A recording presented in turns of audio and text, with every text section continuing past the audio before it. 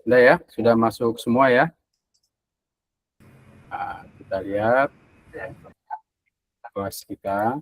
Nah, ini adalah kelas kita. Studi Al-Quran dan Hadis Pendidikan. Sekarang kita sudah masuk pada tema kedua. Di tema kedua ini ada kehadiran ya. Kehadiran itu nanti akan tayang sekitar 16.30.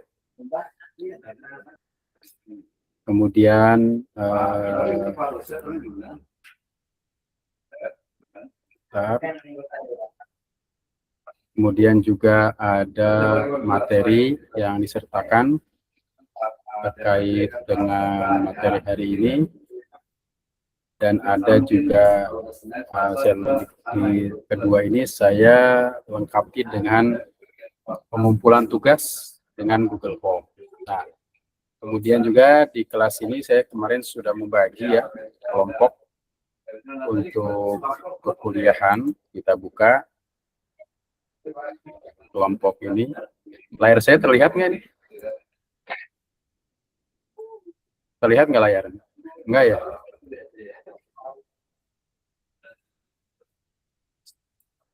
Oke, sebentar layar saya akan screenshot dulu. Nah, kemudian ini tugas kelompok B3 yang hari ini temanya kita bahas tentang metodologi pembelajaran Al-Quran dan Hadis Pendidikan. Yang akan mempresentasikan pada pertemuan kali ini, yang pertama adalah Firmansyah, kemudian ada Lahmudin, kemudian kalau ada Firmansyah dengan Firmansyah sama nggak nih? Ada Firmansyah, adalah Lahmudin. Yang presentasi ini sudah siap hari ini? Ada Lahmudin? Siap ya Pak ya? Suaranya Pak? Iya, saya lagi jalan. Kalau ya, Lahmudin, ada Lahmudin, kemudian ada Firmansyah. Ada Firmansyah? Kalau Pak Lahmudin sedang di mana Pak? Di jalan lagi. Oh, di jalan ya? Oke, jadi mungkin nanti kita akan diskusi. Tapi memungkinkan kan Pak untuk presentasi? Nggak memungkinkan ya? Kalau tidak memungkinkan nanti akan kita bahas ya terkait dengan tema hari ini. Nah, sebelum itu juga saya akan lihat di kelas kita lagi ya. Ini di tema kedua ini. Yang pertama ada kehadiran, nanti akan tayang sekitar jam 16.30. Kemudian ada, di tugas kita ini nanti dikumpulkan di Google Form. Kita buka Google Form-nya. Google Form kita ini kita buka.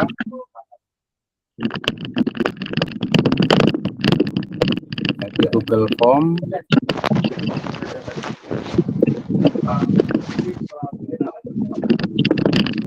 Ya, di Google Form kita lihat dulu Google Form. Start. Saya akan perlihatkan dulu. Nah, ini Google Form yang ada di tema kedua. Jadi setiap tugas ataupun ujian-ujian nanti dikumpulkan di sini ya. Tinggal klik linknya, kemudian tulis emailnya, kemudian nama, NIM. Nah, kelas ini nanti klik 2B3. Ada beberapa tugas. Yang pertama adalah presentasi kelompok. Ya, presentasi kelompok ini nanti ketika saudara mempresentasikan kelompok, silahkan diupload, buka link ini, kemudian upload di sini ya, upload terkait dengan tugas presentasi kelompok. Berarti kalau presentasi itu filenya adalah presentasi PPT ataupun jenis lain. Misalkan dibuat PDF juga silahkan. Yang kedua, kita nanti ada TS. TS-nya sifatnya adalah proposal. Tugasnya adalah menyempurnakan proposal yang dikirimkan. Nah, apa proposal apa UTS kita ini? Yaitu proposal yang terkait dengan tema. Apa tema kita? Tema kita ini ada di RPS. Nah, ingat kalau RPS adanya di tema 1. Ya. Tema 1 ini ada RPS, kita buka. Rencana pembelajaran semester Studi Al-Quran Hadis Pendidikan. Nah, ini yang pertama di sini ada metodologi pembelajaran Al-Quran Hadis. Nanti teman-teman yang kebagian untuk metodologi pembelajaran Al-Quran Hadis ini, ya, tadi sudah ada data kelompoknya yang dibuka di tema 1, itu nanti menjadi subjek ya atau pelaku untuk melihat kondisi lembaga objek ya. Objek itu bisa madrasah, bisa sekolah, pondok pesantren, majelis ta'lim, masjid, musola ataupun masyarakat ya, terkait dengan implementasi pendidikan agama Islam. Nah, misalkan di sini metode pembelajaran Al-Quran Hadis pendidikan. Bisa mencantumkan misalkan satu metode A dalam pembelajaran Al-Quran Hadis di mana. Nanti buat proposalnya nanti akan ada template yang akan saya berikan, tapi bertahap. Nah, nanti biasanya di proposal itu ada bab 1, pendahuluan, bab 2, landasan teori, bab 3, rumusan masalah, bab 4, jawaban atau penyelesaian masalah, kemudian bab 5 itu biasanya kesimpulan. Tapi kita buat mini riset ya secara sederhana. Jadi nanti saya untuk mata kuliah ini tidak memberikan soal dalam bentuk pertanyaan, tetapi berusaha untuk memberikan kepada teman-teman semua ini kontribusi ya. Artinya bagaimana mata kuliah ini Studi Al-Quran Hadis Pendidikan mampu menyelesaikan atau menjawab problem-problem yang ada di masyarakat terkait dengan objek. Ya, objek itu artinya tempat yang kita teliti. Misalkan majelis ta'lim. Nah, majelis ta'lim ini kan potensi umat yang luar biasa. Tapi kalau saya lihat majelis ta'lim ini adalah sebuah potensi, namun saya tidak melihat ada kurikulum majelis ta'lim. Kan inisiatif membuat metode pembelajaran A untuk orang dewasa, untuk pembelajaran Al-Quran orang dewasa di majelis ta'lim. Nah, misalkan gitu. Itu kan sebuah ide yang bagus ya. Karena majelis ta'lim ini riset umat ya. Walaupun bagaimana harus bisa dikelola, dikembangkan. Nah, bagaimana kemudian Studi Al-Quran Hadis ini mampu mengelola itu. Nah, kemudian yang tema yang ketiga itu misalkan etika moral dalam Al-Quran Hadis. Ketika terkait dengan moral, kita lihat di objeknya, bisa madrasah, sekolah, majelis ta'lim, pondok pesantren, ya, masyarakat atau dimanapun terkait dengan implementasi pendidikan agama Islam. Ya, kita lihat misalkan teorinya tentang akhlak, tentang moral. Nah, implementasi seperti apa? Ternyata misalkan ditemukan banyak siswa, murid atau santri yang tidak sesuai. Solusinya apa? Nah, itu. Solusinya itu harus dirumuskan dulu dalam masalah. Nah, jadi kalau UTS-nya itu biasanya sampai bab 3 dulu. Karena di bab 1-nya nanti ada masalah, tapi pembahasannya dilengkapi nanti di bab 4. Nah, itu ya. Nah, semuanya itu nanti dikumpulkan dalam satu link ini. Ya. dalam satu room ini, kemudian silakan upload di sini. Nah, itu ya, terkait dengan tugas-tugas yang ada pada mata kuliah ini. Ya, kemudian terkait dengan pembahasan hari ini, apakah yang presentasi hari ini sudah siap? Yang presentasi hari ini ada di kelas ya. Saya tanya lagi, tadi ada yang sedang di kendaraan, ya mungkin belum siap, tapi ada yang siap nggak? Nah, siapa sih petugas hari ini? Nah, kita ulangi lagi ya. Tadi suaranya tidak begitu jelas. Nah, kita lihat dulu di kelas kita, siapa yang kelompoknya ini ada di tema pertama ya. Di tema pertama, di tugas. Nah, ini ada kelompok ya, ada kelompok. Nah, ada kelompok, nanti ini dilihat. Nah, ini ada Firmansyah, ada Lahmudin. Firmansyah dan Lahmudin. Ada Firmansyah? Nah, tidak ada ya. Ada Lahmudin? Tadi ini sudah ada ya. Di jalan, makanya. Suaranya kurang terdengar Pak ini. Iya, saya masih di jalan. Oh, masih di jalan. Oke, Bapak sekalian, sekarang coba kita bahas ya tentang materi kita.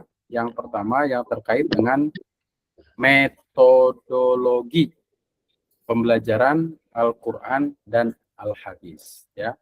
Mohon izin pada saya, ya, maaf. Silakan. Itu ada nama saya Ade Firmansyah. Berarti ya, saya presentasi hari ini, Pak dosen. Oh iya, ada Firmansyah, ada nama di kelompok. Silahkan, hari ini sudah siap dengan materi itu?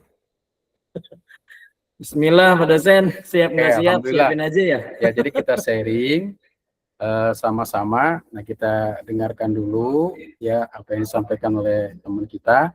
Ya, nanti teman-teman yang lain bisa mereview ya terkait dengan materi yang disampaikan oleh Pak siapa tadi? Lahmudin ya? Siapa? Ada Firmansyah, Pak. Firmansyah. Oke, ya silakan. Baik, sebelumnya bismillahirrahmanirrahim. Assalamualaikum warahmatullahi wabarakatuh. Assalamualaikum warahmatullahi wabarakatuh. Baik, Bapak dosen yang dimuliakan Allah Subhanahu wa taala, rekan-rekan mahasiswa pasca sarjana yang mudah-mudahan semuanya diberkahi oleh Allah Subhanahu wa taala. Izin Pak dosen, hari ini mau mempresentasikan tentang metodologi pembelajaran Al-Quran dan hadis pendidikan. Sebelumnya mohon izin Pak dosen kalau misalnya nanti materinya ada yang tidak tepat atau kurang nyambung karena background saya bukan pendidikan awalnya Pak dosen. Ya, karena backgroundnya tidak tidak linier, mohon maaf kalau nanti banyak terdapat kesalahan di mana-mana. Nanti mohon koreksi dan bimbingannya. Saya izin share screen, boleh Pak dosen?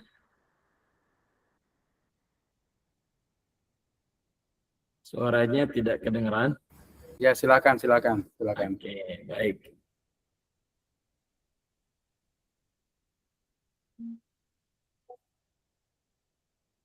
Bentar pada saya buka dulu. Oke. Bismillahirrahmanirrahim. Saya mulai saja langsung. Kita bahas tentang metodologi pembelajaran Al-Quran dan hadis. Ya, ini program studi Magister Pendidikan Agama Islam, mata kuliahnya studi Al-Quran dan hadis ya. Maaf ini salah. Kita lanjut.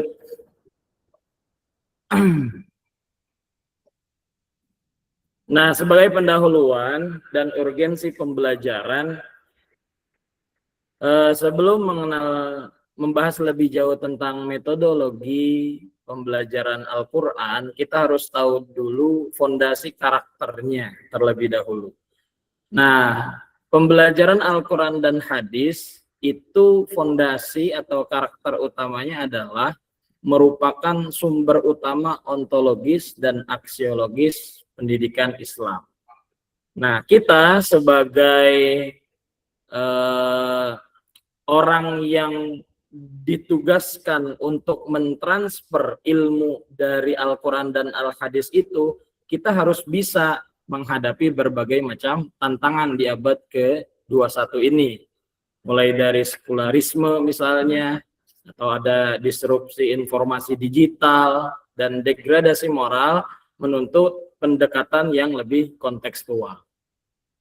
Nah, kemudian urgensi metodologinya kayak gimana? Nah, diperlukan jembatan metodologis yang tepat untuk menghubungkan antara teks sakral klasik dengan realitas peserta didik modern agar tidak terjadi disorientasi. Nah, dari situ baru kita akan mulai nih konsep dasar metodologi pembelajarannya. Pertama, kita harus paham dulu apa itu metodologi. Nah, metodologi adalah ilmu yang mempelajari cara-cara atau jalan yang sistematis dan logis dalam menyajikan materi pembelajaran demi tercapainya tujuan pendidikan secara efisien. Artinya, ilmu ini betul-betul harus kita pahami sebagai pengajar agar kita bisa menyalurkan informasi yang kita miliki, yang kita ketahui, baik itu dari Al-Quran ataupun dari hadis yang nantinya akan diterima oleh peserta didik kita. Kemudian Al-Quran dan hadis. Nah, Al-Quran dan hadis adalah proses interaksi edukatif yang difokuskan pada penguasaan literasi, baca tulis tentunya, pemahaman makna, serta internalisasi nilai-nilai wahyu ke dalam perilaku nyata. Artinya apa? Artinya Al-Quran dan hadis jangan sampai sebatas di lisan saja atau di tulisan saja. Tapi bagaimana kita juga bisa menjadikan Al-Quran dan hadis itu sebagai suatu hal atau wahyu yang bisa diterima oleh nalar peserta diri kita, agar nantinya bisa memberikan efek yang baik, efek positif kepada peserta didik. Gitu. Dan nantinya berupa bentuk pengamalan dari Al-Quran dan hadis itu sendiri. Kemudian, hierarki konseptualnya. Nah, hierarki konseptual memiliki tingkatan struktural, mulai dari pendekatan filosofis, ya, bisa dengan strategi konseptual, bisa juga dengan metode operasional, bisa dengan teknik atau spesifik, hingga model bingkai yang utuh. Nah, itu bisa dilakukan oleh para pengajar nanti untuk bisa menyampaikan atau mentransfer ilmu dengan banyak konsep yang bisa kita pilih dan tentunya disesuaikan dengan peserta didiknya, seperti itu. Lanjut. Nah, sekarang landasan pembelajarannya. Landasan filosofis dan teologis. Nah, berkaitan dengan landasan filosofis dan teologis, yaitu adalah meyakini wahyu sebagai sumber kebenaran yang absolut, yang membimbing akal manusia dalam merespon dinamika kehidupan. Artinya, setiap kali melakukan pembelajaran Al-Quran dan hadis, kita harus selipkan di situ landasan-landasan teologis yang memberikan pemahaman bahwa wahyu berupa Al-Quran dan hadis Nabi Muhammad SAW ini adalah kebenaran yang absolut. Yang tentunya kalau Al-Quran pasti absolut dari Allah, kalau hadis berarti absolut dari Nabi. Tapi itu bisa kita pahami melalui penjelasan-penjelasan para ulama yang kemudian nanti kita olah, kita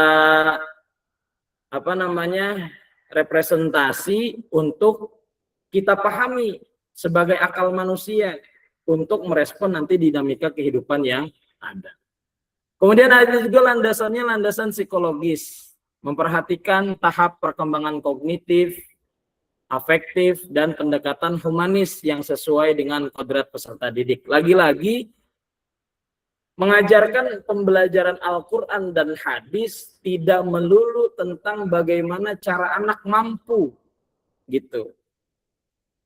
Mampu menerima apa yang ingin kita sampaikan, tapi juga kita harus lihat sisi psikologisnya. Bagaimana nih si Atta, apakah psikologisnya lagi bagus atau tidak, apalagi stres atau tidak, dan lain sebagainya. Misalnya seperti itu ya. Mohon dikoreksi kalau ada salah. Nah, kemudian ada juga landasan pedagogis. Apa? Menggeser paradigma dari teacher-centered menuju student-centered learning yang interaktif dan memantik nalar kritis. Artinya, landasan pedagogis ini sudah tidak berlaku lagi guru yang cuman kerjanya, mohon maaf, misalnya ceramah mulu, masih penjelasan hadis, ngasih penjelasan Quran, dalil-dalil ini itu segala macam. Sementara anak dibikin pusing dengan itu semua dan yang disampaikan tidak diterima. Maka sekarang harus dirubah. Yang tadinya teacher center menjadi student center learning. Jadi muridnya yang aktif untuk melakukan pembelajaran, sedangkan guru memfasilitasi. Kemudian ada juga landasan yuridis yang mengacu pada Undang-Undang Sisdiknas nomor 20 tahun 2003, Regulasi Kemenang dan Tuntutan Integrasi Kurikulum Merdeka. Ini landasan pembelajarannya. Kita lanjut. Tujuan dan prinsip pembelajaran. Kita tahu kalau kita ingin melakukan pengajaran atau pembelajaran kepada peserta didik, kita harus punya tujuan atau indikator apa saja yang ingin dicapai, kompetensinya seperti apa. Nah, kita juga harus bisa menyesuaikan, gitu. Menyesuaikan itu artinya antara materi yang akan disampaikan itu harus bisa diterima dengan mudah oleh peserta didik. Jangan berekspektasi terlalu langsung tinggi, tapi kita mulai dengan yang sederhana. Misal, di sini tujuannya adalah membangun kemampuan literasi dasar. Misal seperti tahsin, bacaan Qur'annya harus bagus. Kalau sudah tahsin, pasti nanti yang dikaji, yang dipelajari adalah tajwid. Kalau sudah tajwid, pasti yang dikaji tidak jauh dari makhorijul huruf, sifatul huruf, dan lain sebagainya. Yang kedua, meningkatkan pemahaman makna melalui tafsir, syarah, dan asbabun nuzul. Jadi bukan hanya memahami ayat atau hadis tekstual saja, tapi juga kita pahami bagaimana penjelasan-penjelasan dari ulama ya terkait dengan hadis atau Quran yang sedang dibahas, apa yang menyebabkan ayat ini atau hadis ini kemudian turun, asbabun nuzul, asbabul wurud, dan lain sebagainya. Kemudian tujuannya membentuk karakter dan akhlak mulia sebagai implementasi teks. Nah, yang perlu kita pegang di abad ke-21 ini sebagai prinsip adalah tadarruj, bertahap. Jadi semuanya itu mengikuti kaidah psikologis pembelajaran yang konkret ke abstrak. Artinya tidak langsung pemahaman yang tinggi, pemahaman yang sulit, tapi berurutan, begitu, bertahap semuanya. Selain itu prinsipnya harus aplikatif. Selalu kita hubungkan dalam keseharian kita sehari-hari. Bagaimana nih penerapan ayat ini, hadis ini. Contoh semisal kalau hadis yang menerangkan kalau makan harus menggunakan 3 jari. Kita lihat nanti penerapan kontekstualnya. Apakah masih sesuai. Kalau misalnya makan sayur pakai 3 jari kan kagak bisa. Kan bubur dan lain sebagainya. Terus prinsipnya lagi adalah kecakapan 4C, mendorong berpikir kritis, kreativitas, kolaborasi, dan komunikasi berbasis dalil. Jadi enggak cuma sekedar kreatif saja, tapi juga kita harus berpikir kritis. Kemudian ada kolaborasi di dalamnya, dan setiap komunikasi yang dibangun itu berdasarkan pemahaman-pemahaman dalil yang ada di dalam Al-Quran dan hadis. Sekarang kalau misalnya kita komparasi metode pembelajaran Al-Qur'annya, ada nanti klasifikasi metode. Misal kita lihat dari klasifikasi metodenya klasik, tradisional. Itu ada contohnya seperti talaqi, ya, musyafahah, drill. Nah, ada kelebihannya. Kelebihannya misalnya menjaga otentisitas bacaan sanad. Nah, ini yang dilakukan mungkin pada masanya Nabi Muhammad dan para sahabat, ya. Ya, semua pembelajaran itu terutama Quran itu diajarkan by talaqi, ya, musyafahah, bertemunya antara guru dan murid dan langsung melihat misalnya bentuk huruf, pengucapannya seperti apa dan lain sebagainya. Tapi ada kekurangannya apa? Cenderung teacher center. Nah, jadi hanya berfokus pada guru, membutuhkan waktu tempuh yang lama atau untuk klasikal. Artinya nanti si murid hanya fokus kepada gurunya dan pasif, tidak mau belajar mengemukakan pendapat. Kemudian ada metode kontemporer atau cara cepat. Misal nih yang sekarang lagi banyak digandrungi, atau dari dulu kita punya Iqra, Qiraati, atau metode ummi sekarang di mana-mana banyak metode Qiraati, tilawati. Mungkin iya, kelebihan utamanya adalah sangat sistematis, progres cepat, memiliki standarisasi baku dan rasio klasikal yang terukur, sangat bergantung pada ketersediaan ngajar yang telah bersertifikat. Tapi ada kekurangan tadi, semua yang boleh ngajar itu harus memiliki syahadah atau bersertifikasi. Tidak semua orang bisa melakukan pengajaran. Kemudian ada yang berikutnya, metode active learning atau pemahaman, ya, pemahaman. Ya, kelebihannya adalah membangun nalar kritis, kolaborasi aktif, ya, kontekstualisasi makna ayat, hadis dan lain sebagainya. Tapi juga memiliki kekurangan. Apa kekurangannya? Membutuhkan durasi waktu yang lebih lama. Misalnya harus ada perencanaan RPP yang sangat misalnya komprehensif dan lain sebagainya. Lanjut.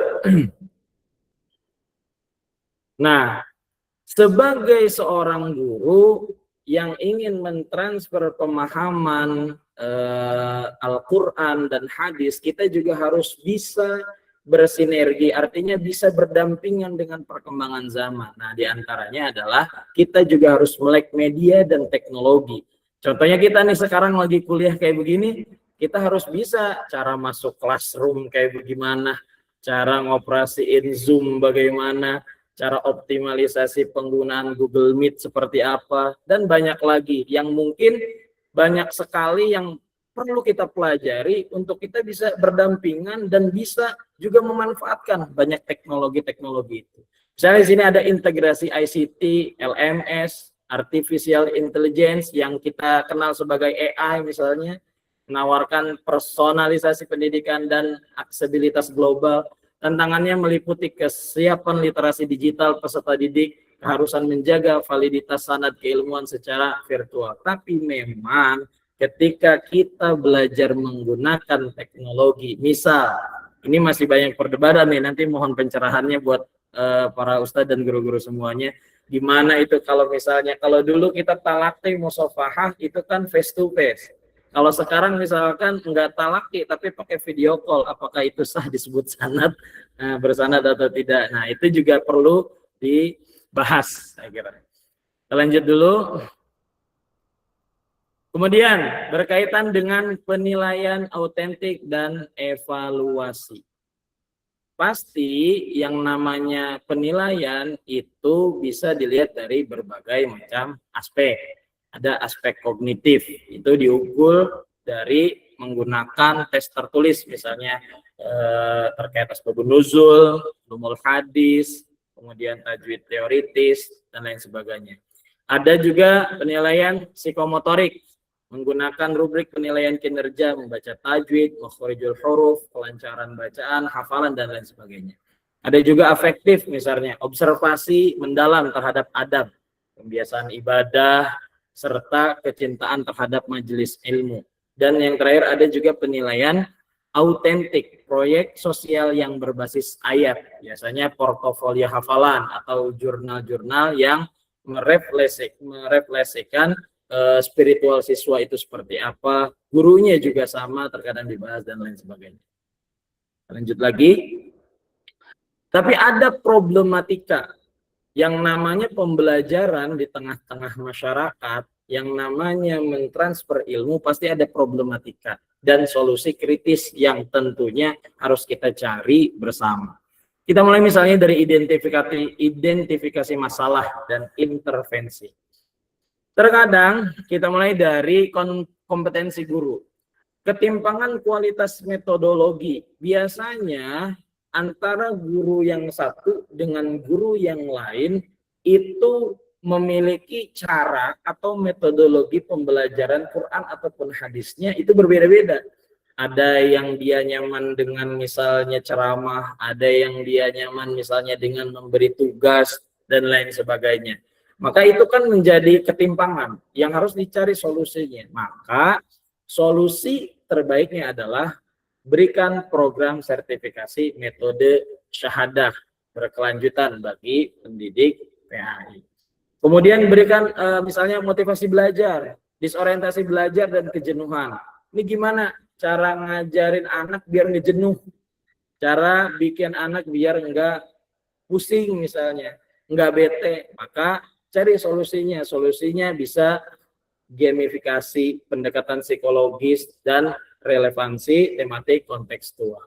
Ada juga kesenjangan kognitif, misalnya kan latar belakang bacaan Al-Quran siswa yang bervariasi. Ada yang dia mungkin sudah mengenal huruf, tapi bacaannya belum baik. Ada yang sudah bisa baca, tapi hurufnya belum baik. Malah ada yang tidak bisa baca sama sekali. Maka solusinya harus kita buat placement test di awal semester dan di di awal pembukaan kelas matrikulasi khusus. Lanjut sebentar lagi. Nah, apa yang harus kita lakukan sebagai pendidik ataupun tenaga pendidik atau orang yang ingin mentransfer ilmu kepada peserta didik? Nah, harus ada banyak inovasi pembelajaran di dunia kontemporer sekarang. Misalnya, ada blended learning, menggabungkan sakralitas metode talaki tatap muka dengan fleksibilitas sistem murojaah berbasis aplikasi digital dan LMS terpadu. Nah, misalnya seperti kayak gini nih, kita kan lagi belajar tapi by online. Apakah ini masih disebut talaki atau tidak? Nanti mohon penjelasannya Pak dosen. Kemudian berdiferensiasi.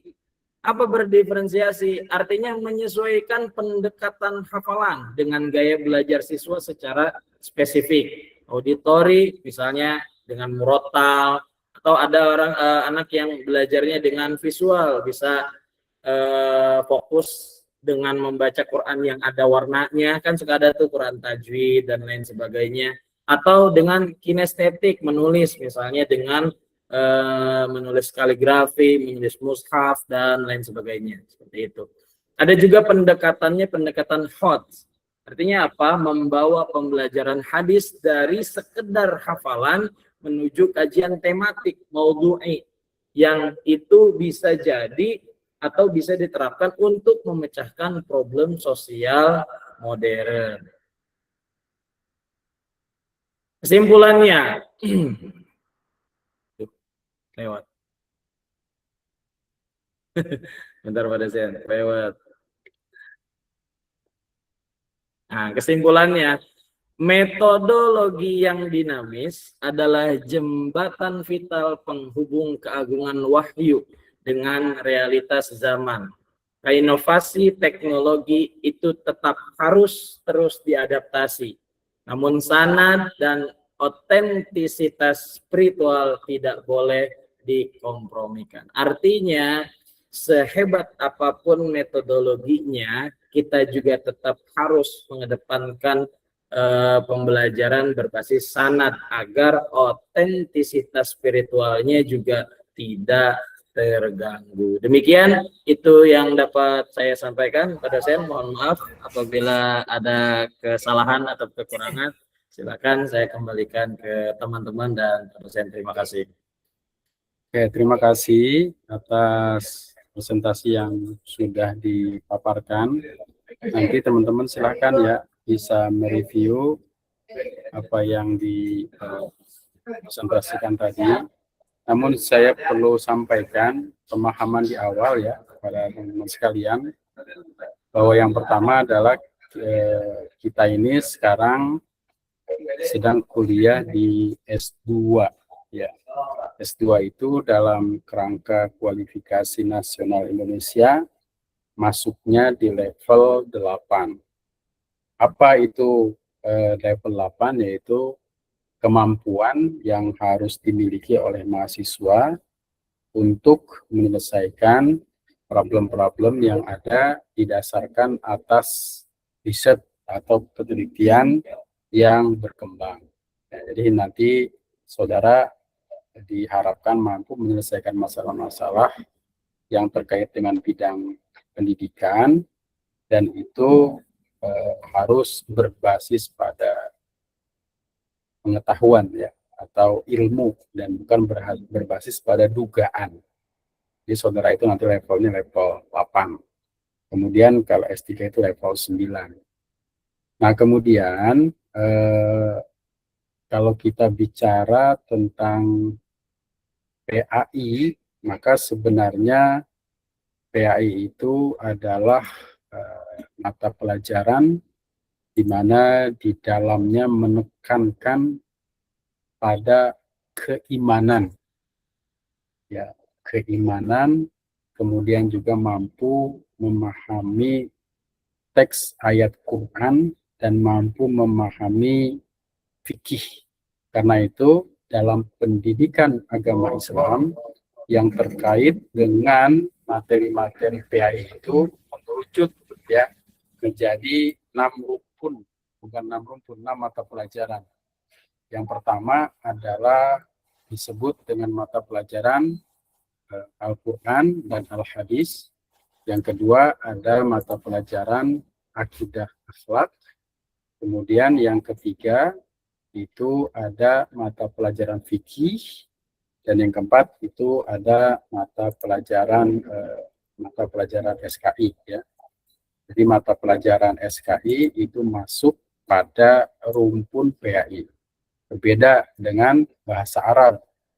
Kalau bahasa Arab itu rumpunnya adalah rumpun bahasa. Nah, berarti ketika di madrasah ya itu harus memahami mata pelajaran PAI itu ya. Kemudian ketika di sekolah biasanya mata pelajaran itu dirangkum dalam satu pelajaran yang namanya pendidikan agama Islam dan akhlak mulia. Nah, di dalamnya juga ada materi-materi terkait dengan Al-Quran hadis, terkait dengan fikih, terkait dengan akidah akhlak, juga terkait dengan sejarah. Jadi guru PAI di sekolah biasanya punya beban yang lebih besar karena bebannya mata pelajaran PAI di dalamnya ada unsur-unsur 4 itu. Nah, kalau di madrasah, nah itu sudah menjadi bidang studi. Ya, di madrasah itu sudah menjadi bidang studi Al-Quran hadis, akidah akhlak, kemudian fikih dan SKI. Dan ini memang harus betul-betul dipahami agar kita memahami selingkung ya, artinya ilmu-ilmu yang menjadi ranah kita. Nah, jadi ketika nanti teman-teman semua juga memiliki karya ilmiah, publikasinya agar linear ya, agar sejajar, garis lurus gitu ya, tidak bolak-belok, maka mempublikasikan pun di jurnal yang namanya Jurnal Pendidikan Agama Islam atau Kependidikan Islam, ataupun yang membahas tentang Islamic Education atau pendidikan Islam. Nah, terkait dengan metodologi pembelajaran Al-Quran hadis pendidikan ini, maka yang harus kita pahami adalah kurikulum dulu ya. Kurikulum dulu. Nah, kalau kita kaitkan dengan kurikulum, kira-kira kurikulum PAI itu kurikulum apa? Nah, kalau berkembang di madrasah, kurikulum PAI yang berkembang di madrasah itu ada yang namanya KBC ya, kurikulum berbasis cinta, di mana ketika kurikulum berbasis cinta itu diimplementasikan, maka kemudian kita harus pahami apa itu 4 atau 5 kriteria ya terkait dengan cinta kepada Allah dan Rasul-Nya, cinta ilmu, cinta lingkungan, cinta diri sendiri, cinta tanah air. Nah, setelah kita pahami itu, maka kemudian kita pahami capaian pembelajarannya.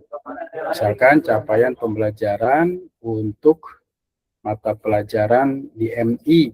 Ya, PAI itu misalkan yang pertama adalah memahami dakwah Rasulullah SAW kepada kelompok non-muslim di Madinah dan peristiwa-peristiwa pada masa menjelang akhir hayat Rasulullah SAW. Nah, ini ada temanya cinta kepada Allah, cinta kepada 4 itu apa tadi? Cinta kepada diri dan sesama, juga cinta tanah air. Nah, setelah itu di sini kan misalkan materinya adalah 2 kalimat syahadat. Nah, maka kemudian baru kita menentukan metode apa yang pas yang kita ajarkan untuk pembelajaran di kelas kita. Nah, terkait dengan metode apa yang kita perlukan, nah ini kan sudah masuk pada tahapan implementasi. Nah, kalau kurikulum dalam bentuk ini kan masih bentuknya tulisan. Karena itu orang yang ada yang mengatakan bahwa ketika Bapak dan Ibu guru di kelas, maka itu sebenarnya kurikulum yang sesungguhnya. Karena kalau disebut dengan kurikulum, biasanya orang mengacu pada SK, ya, surat keputusan Dirjen, surat keputusan Kemenag tentang implementasi kurikulum. Apakah sudah diimplementasikan? Belum, itu hanya textbook atau landasan kurikulumnya. Karena itu kurikulum yang sesungguhnya adalah sebenarnya ketika Bapak dan Ibu itu berada di kelas. Maka kemudian metode apa yang paling tepat, nah itu diserahkan kepada Bapak dan Ibu untuk mengajarkan kepada siswanya. Karena itu yang harus kita pahami kemudian adalah teorinya. Bapak dan Ibu itu harus betul-betul memahami teori yang terkait dengan proses pembelajaran. Teorinya apa? Ya, dalam teori pembelajaran, teori kurikulum, dan lainnya, saya pikir sudah memahami. Karena itu ketika mengajar, maka bagaimana mengimplementasikannya. Nah, selanjutnya, guru PAI itu, ya, kalau kita lihat dalam konteks tujuan pendidikan Islam itu bukan hanya orientasinya pada kognitif, pada pengetahuan saja, tetapi di dalamnya ada unsur-unsur disebut dengan tarbiyah, ta'lim, dan ta'dib.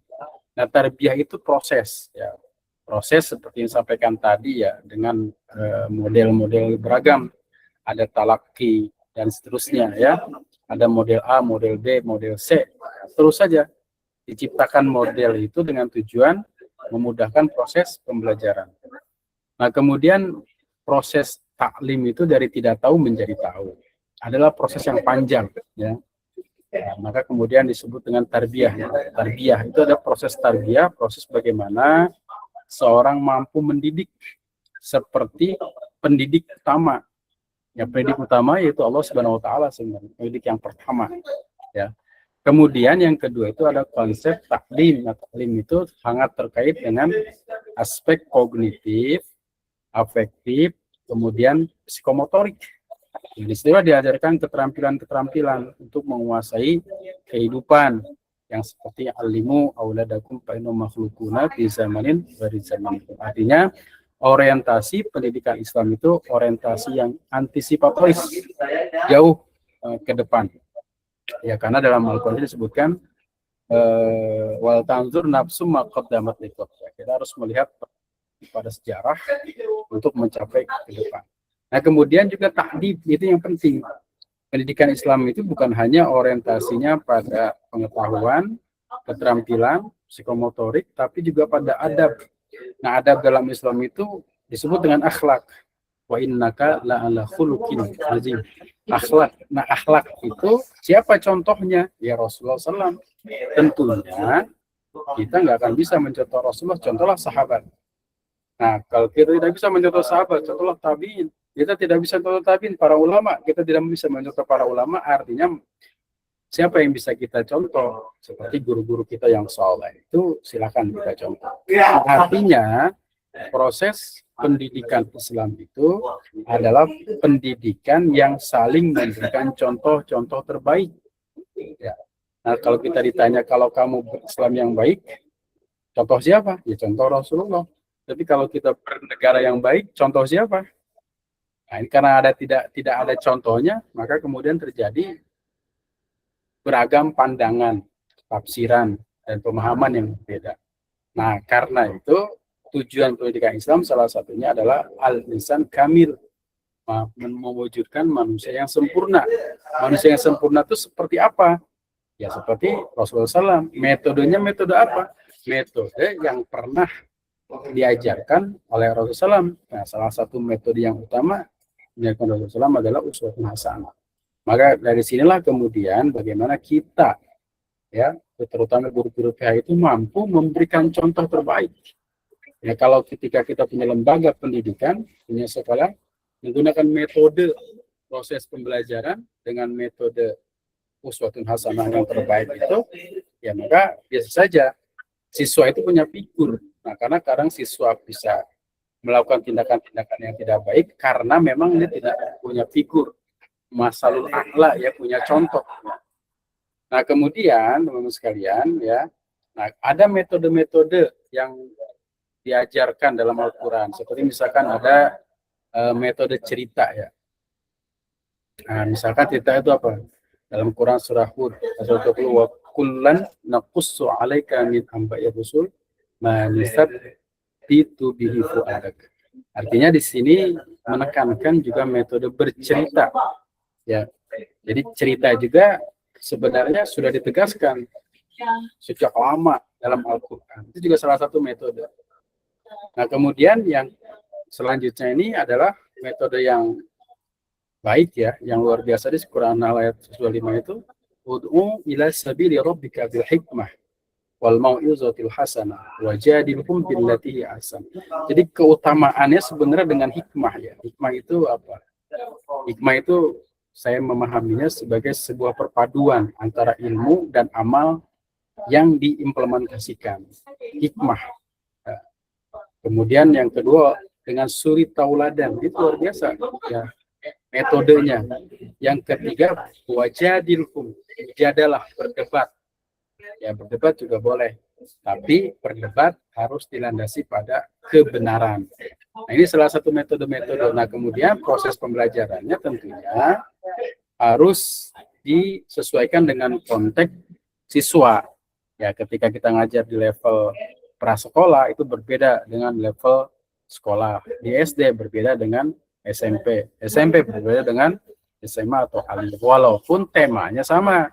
Ketika berbicara tentang keimanan di level prasekolah, ya mungkin dengan lagu-lagu. Ketika di SMA, ya berbicara tentang keimanan, ya mungkin dengan logika-logika, bukan lagu-lagu lagi. Bagaimana di situ ada proses perpecahan dalam konteks politik yang terkait dengan keimanan misalkan, itu kan sudah berpikir.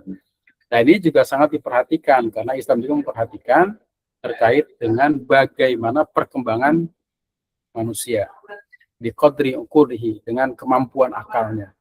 Nah, salah satunya juga ada metode tanya jawab. Nah, tanya jawab dalam Islam ini sudah metode yang luar biasa sebenarnya. Atau quiz and answer itu, ya, bertanya dan menjawab itu sudah lama itu metodenya, tapi memang masih tetap berlaku. Juga ada metode demonstrasi, ya. Demonstrasi itu menunjukkan bagaimana cara melakukan sesuatu. Nah, itulah paling tidak metode-metode yang memang harus diimplementasikan dalam proses pembelajaran.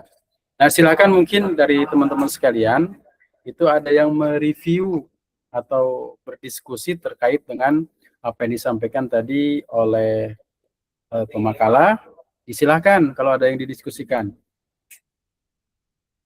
Mungkin Pak Cep Abdul Hafid, silakan Pak Cep. Diskusi Pak Cep, Pak Kiai, silakan.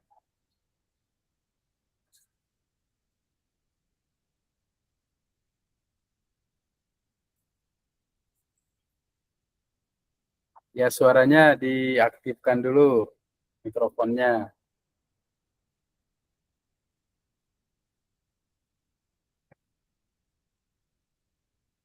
Mungkin dari yang lain ada yang didiskusikan?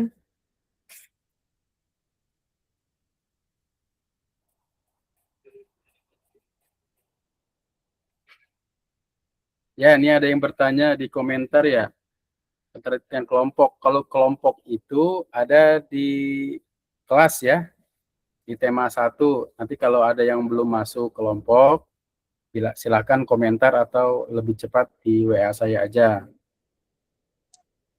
Nah, kalau belum ada di kelompok, nanti silakan WA saya, nanti akan saya tambahkan di kelompok ya. Nah, itu ya tema-tema kita kali ini. Ya, silakan mungkin ada yang disampaikan. Ya, silakan Pak Aditya. Izin, saya baru masuk di pertemuan kedua ini. Saya Ya. belum dapat bagian kelompok atau mungkin bagian yang lainnya gitu. Ya, silakan nanti namanya siapa? Aditya Wijaya. Aditya Wijaya. Kelasnya sudah masuk belum? Belum, Pak. Kelasnya sudah ya? Ya, nanti di-update saja, dilihat nanti ya, setelah ini saya usahakan saya masukkan. Ada lagi nggak di sini yang belum masuk kelas? Terima kasih Pak dosen. Assalamualaikum. Assalamualaikum warahmatullahi wabarakatuh. Iya Bapak, ya Ustadz. Gimana Kebetulan Ibu? saya juga baru bergabung di pertemuan kedua ini. Saya Ya, baru sudah masuk bisa bergabung. Google Classroom-nya Iya. sudah masuk belum? Belum. Ya, Kelasnya nanti- sudah Ustadz. Sudah ya? Kelompoknya belum ya? Kelompoknya aja yang belum. Ya, nanti dimasukkan. Ada Ya. lagi nggak yang belum? Ya, terima kasih. Mungkin saya Ustadz. Panjang ya? Iya kayaknya belum masuk ya. Belum masuk kelompok ya? Ya, Ya. Panjang Fari nanti insya Allah setelah ini akan saya masukkan. Ada lagi yang belum? Saya Pak, Assalamualaikum. Azizah ya, belum. Kok banyak ya? Banyak Pak. Ya, karena saya hanya copy dari anggota kelas. Ya, mungkin ada yang belum masuk. Azizah ya, Azizah. Saya Kemudian belum, Pak. siapa lagi yang belum? Saya Komarudin ya. Komarudin, nanti akan saya masukkan. Panjang udah ada Pak Ustadz, Pak Ustadz Unjang Udah ada ya? di kelompok 12. Oh, Panjang sudah Tahun ada. 12. Ya. Pak, Ya, nanti dilihat ya. Ya, Dilihat di kami kelompoknya. Ustadz. Pak dosen, Terima kasih, Panjang sudah. saya Ya, silakan. bisa di reschedule nggak Pak dosen? Saya Lahmudin. Ya, silakan. Bisa Ada di apa, reschedule nggak? Silakan. Jadwal Kalau Jadwal hari saya ini kan hari ini nggak bisa, Aha.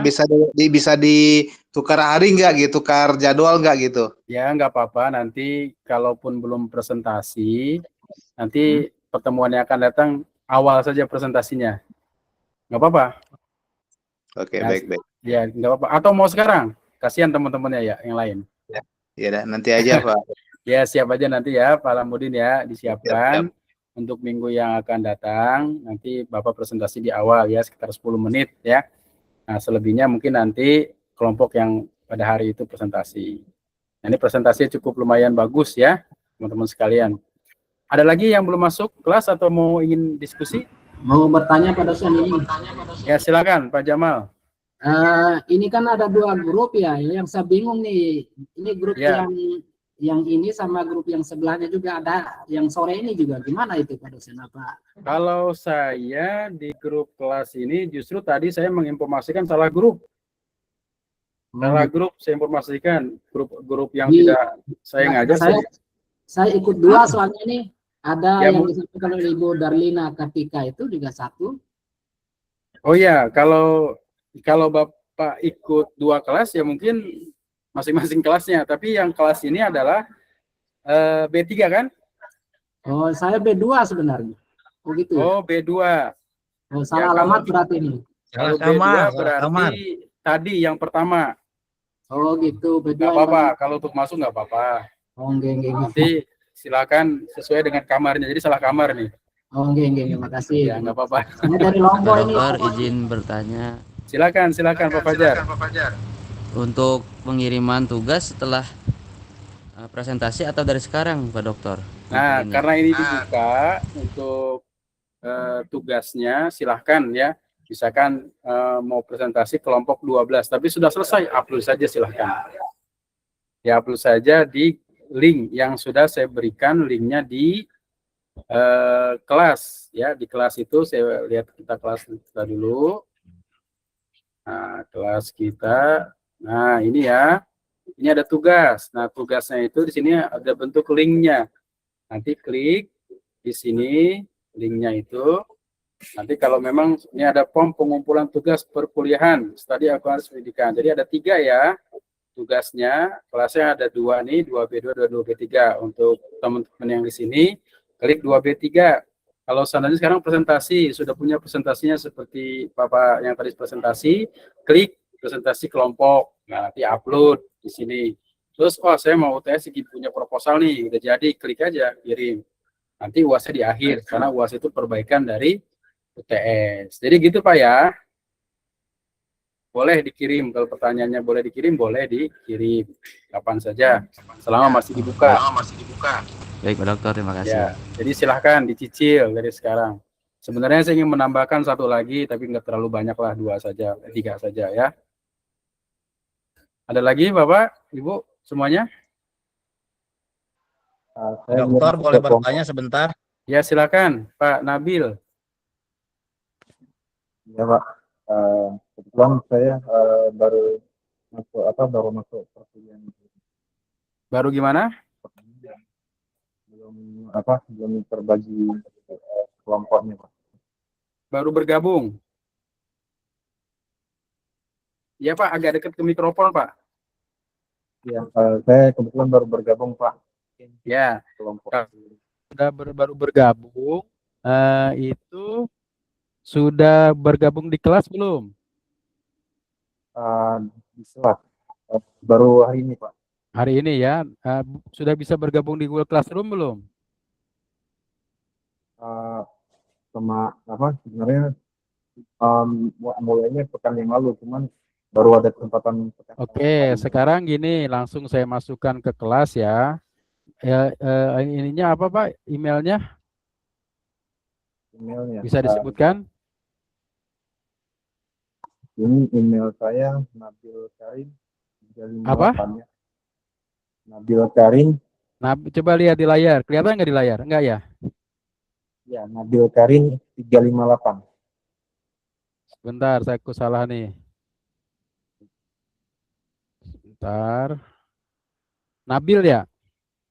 Ya, Nabil Karim 358. Karim 258. Bener begini. 358. Iya, Pak. @gmail ya. @gmail.com. Nah, ini betul ya? Iya, Pak. Ya, nanti saya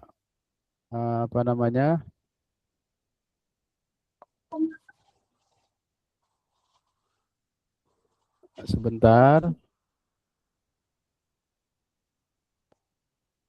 Ya Pak, saya udah undang ya. Nanti silakan dibuka di Gmailnya.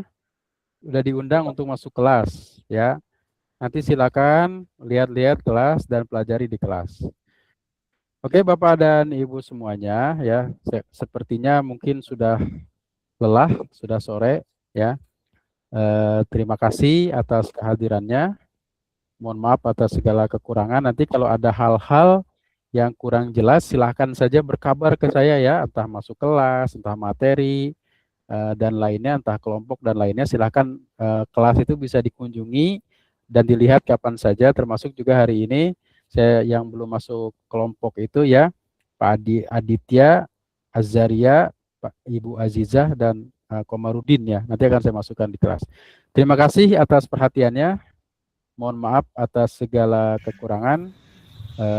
Akhirul kalam. Assalamualaikum warahmatullahi wabarakatuh. Waalaikumsalam. Terima kasih Bapak. Terima kasih Pak Ya, Dosen. sama-sama. Terima kasih banyak ya.